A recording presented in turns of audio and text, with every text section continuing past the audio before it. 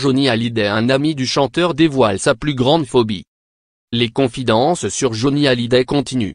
Plusieurs mois après la mort du chanteur, de nombreux amis de la star disparue sortent du silence pour évoquer avec émotion Johnny Hallyday.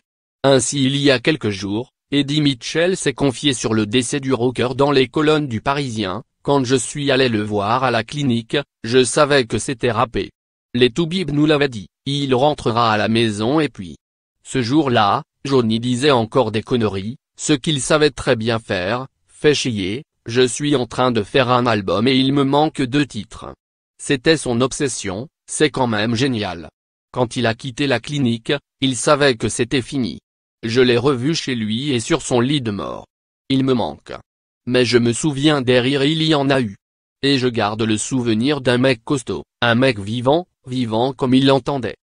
Pour France Dimanche, Cyril Lafito, ami de Johnny Hallyday depuis la fin des années 80, a fait des confidences à France Dimanche.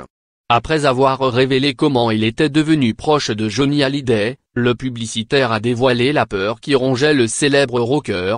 On allait parfois au cinéma, mais il n'aimait pas trop ça, car il était claustrophobe. Heureusement, Johnny Hallyday, qui avait tout de même pour passion le cinéma, avait trouvé une technique pour se rendre dans les salles obscures. Il fallait toujours qu'il soit assis au fond, du côté de l'allée, pas loin de la sortie. Par Alexia Felix.